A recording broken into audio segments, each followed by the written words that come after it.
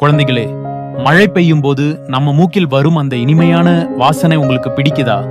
அந்த வாசனைக்கே ஒரு சிறப்பு பேர் இருக்கு. அது பெட்ரிக்சார் என்று சொல்லுவாங்க. மழைத்துளி வானத்திலிருந்து விழும்போது அது சாதாரண நீர் மட்டும் இல்ல. அந்த துளிமண்ணோட சந்திக்கும் போது ஒரு புதுமையான நிகழ்ச்சி நடக்குது. மண்ணில் இருக்கும் சிறிய உயிரினங்கள், குறிப்பாக ஆக்டினோமிசீட்ஸ் என்று அழைக்கப்படும் நல்ல பாக்டீரியா, மண்ணில் ஒரு வாசனைக்கான எண்ணெய் மாதிரி பொருள் உண்டாக்கி வைக்குது. அந்த பொருளின் பெயர் ஜியோஸ்மின். சூரிய வெயிலில் அது நம்ம கண்ணுக்கு தெரியாம மண்ணில் மறைந்திருக்கும். ஆனால் முதல் மழைத்துளி மண்ணை தொட்டவுடனே அந்த கியோஸ்மின் காற்றில் பறந்து நம் மூக்கை வந்தடையும்.